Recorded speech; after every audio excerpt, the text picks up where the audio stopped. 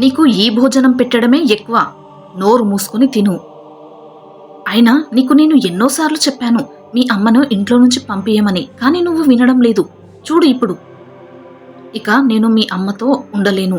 నువ్వే తేల్చుకో, మీ అమ్మ ఇంట్లో ఉండాలో లేదా నేను. అయ్యో, అలా అంటావేంటి? నువ్వెందుకు వెళ్ళిపోవడం? అమ్మాయి వెళ్ళిపోతుంది. అమ్మా, నువ్వు వెంటనే ఇంట్లో నుంచి వెళ్ళిపో. ఈ విధంగా కన్న తల్లికి బుక్కెడు భోజనం పెట్టడానికి ఎంతో బాధపడిపోతూ ఉన్న కొడుకు కోడలికి ఆ దేవుడు చెప్పిన న్యాయంతో మైండ్ బ్లాంక్ అయిపోయింది. ఎందుకంటే ఒక చిన్న పచ్చని గ్రామంలో ఎకరాల పొలాలు విస్తరించి ఉన్న ప్రదేశంలో విజయ్ అనే యువకుడు తన కుటుంబంతో కలిసి సంతోషంగా జీవిస్తున్నాడు. ఆ గ్రామం పేరు శాంతిపురం. అక్కడి ప్రజలు సరళంగా ప్రకృతితో మమేకమై జీవిస్తారు. సూర్యోదయంతో పాటు పక్షుల చిలిపి పాటలు, పొలాల్లో పనిచేసే రైతుల హాస్యాలు, సాయంకాలం గంగిరెద్దులాటలు, ఇవన్నీ ఆ గ్రామానికి ప్రత్యేకత. విజయ్ ఒక సాధారణ రైతు.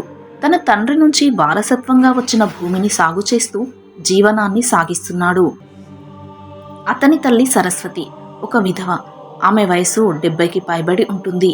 ముఖంలో వృద్ధాప్యం రావడంతో వచ్చిన ముడతలు, కాని కళ్ళల్లో ఇంకా ప్రేమ మరియు జ్ఞానం మెరుస్తున్నాయి. సరస్వతి తన భర్త మరణించిన తర్వాత తన ఏకైక కొడుకు విజయ్ ఇంట్లోనే ఉండిపోయింది. మొదటి రోజుల్లో విజయ్ తల్లిని దేవతలా ఆరాధించేవాడు. అమ్మా, నీవు లేకుండా నా జీవితం లేదు అని రోజూ చెప్పేవాడు. సరస్వతి కూడా కొడుకును ఎంతో ప్రేమగా చూసుకునేది. ఉదయాన్నే లేచి వంట చేసేది. పొలాలకు వెళ్లే ముందు అతనికి టిఫిన్ సిద్ధం చేసేది. సాయంకాలం తిరిగి వచ్చినప్పుడు కాళ్ళు నొక్కేది. ఆమె జీవితం మొత్తం త్యాగాలతో నిండి ఉంది.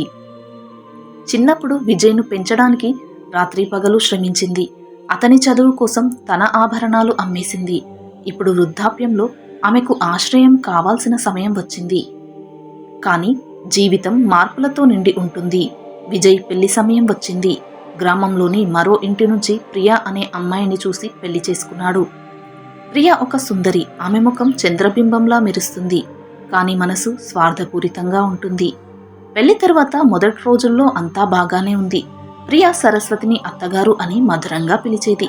ఇంటి పనుల్లో సహాయం చేసేది. కానీ కాలం గడిచే కొద్దీ ప్రియ మనసు మారిపోయింది. ఆమెకు 2 పిల్లలు పుట్టారు. ఒక అబ్బాయి, ఒక అమ్మాయి. పిల్లలు పెరిగే కొద్దీ ఇంటి ఖర్చులు పెరిగాయి మరియు వారికి సరస్వతి భారంగా కనిపించసాగింది ప్రియకు. ఈ వృద్ధురాలు ఏమీ పని చేయదు, కేవలం తింటూ కూర్చొని ఉంటుంది. ఇక మా పిల్లల పరిస్థితి ఏంటి అని రోజు ప్రియా విజయ్తో ఏవో తప్పుడు ఫిర్యాదులు చేసేది.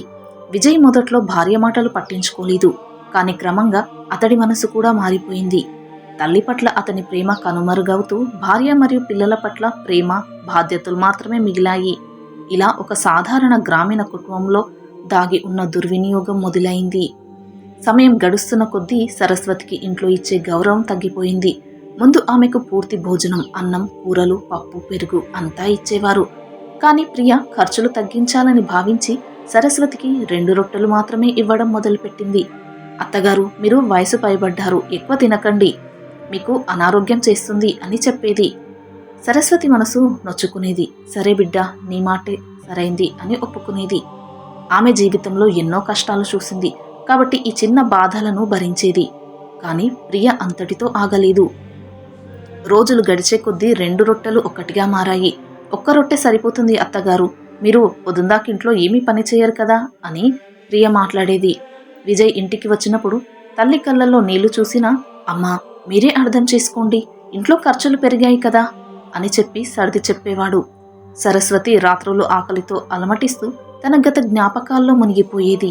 చిన్నప్పుడు విజయ్ను పాలు తాగించిన రోజులు, అతడి మొదటి అడుగులు, అతని పెళ్లి సమయంలో తన ఆనందం అన్నీ గుర్తుకు చేసుకుని ఏడ్చేది.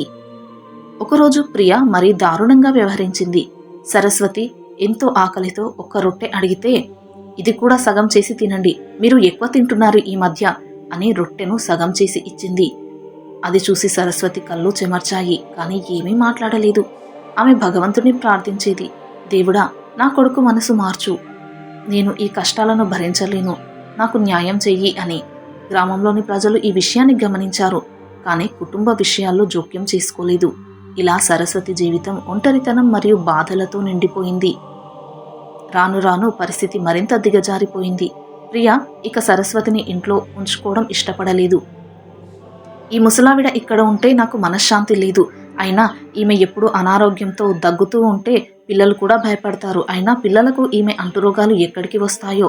ఈ ఇల్లు చిన్నది, ఈమెను సపరేట్ రూమ్లో ఉంచలేము కదా అంటూ విజయ్తో గొడవ పడేది. విజయ్ మనసు కూడా మారిపోయి సరే అమ్మను గ్రామం బయట ఒక గుడిసెలో ఉంచుదాం అని ఒప్పుకున్నాడు. ఆ గుడిసె పాతది, గ్రామం అంచున ఉంది.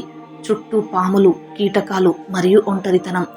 సరస్వతిని అక్కడికి తీసుకువెళ్ళి అమ్మా ఇక్కడే ఉండు, మేం రోజు నీకు ఆహారం పంపిస్తాం అని చెప్పి వదిలేశాడు. సరస్వతి ఆ గుడిసెలో ఒంటరిగా మిగిలిపోయింది. రోజులు గడిచే కొద్దీ ఆమె ఆకలి, అనారోగ్యం మరియు భయంతో సతమతమవుతూ ఉండేది. కానీ ఆమె భక్తి మాత్రం తగ్గలేదు. ప్రతిరోజు సూర్యోదయంతో పాటు లేచి భగవంతుడిని పూజిస్తూ నీ న్యాయం ఏదో ఒక రోజు జరుగుతుంది అనుకుంటున్నాను, నేను కర్మ ఫలితాన్ని నమ్ముతాను అని ప్రార్థన చేసేది. గ్రామంలోని కొందరు మంచి మనుషులు ఆమెకు రహస్యంగా సహాయం చేసేవారు.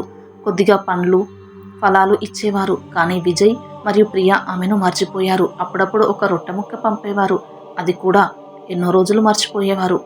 మరోవైపు విజయ్ కుటుంబం సంతోషంగా ఉందని అనుకున్నారు. పిల్లలు పెరుగుతున్నారు, పొలాలు మంచి పంటను ఇస్తున్నాయి. విజయ్కు ఒక పెద్ద వ్యాపార అవకాశం వచ్చింది. గ్రామంలోని ఒక వ్యాపారితో భాగస్వామ్యం. ఇక మనం ధనవంతులమవుతాం అని ప్రియ సంబరపడింది. కానీ దేవుని లెక్కలు వేరు, కర్మ ఫలితం రాబోతుంది కదా. కాలచక్రం తిరిగింది. విజయ్ వ్యాపారం మొదలుపెట్టాడు. కానీ ఆకస్మికంగా ఒక పెద్ద తుఫాను వచ్చి పంటలను నాశనం చేసింది. వ్యాపార భాగస్వామి మోసం చేసి డబ్బులు తీసుకుని పారిపోయాడు. విజయ్ భారీ నష్టాల్లో మునిగిపోయాడు. ఇల్లు అమ్ముకోవాల్సి వచ్చింది ఆ వ్యాపారానికి తీసుకున్న అప్పులకి. పిల్లలు అనారోగ్యాలకు గురయ్యారు.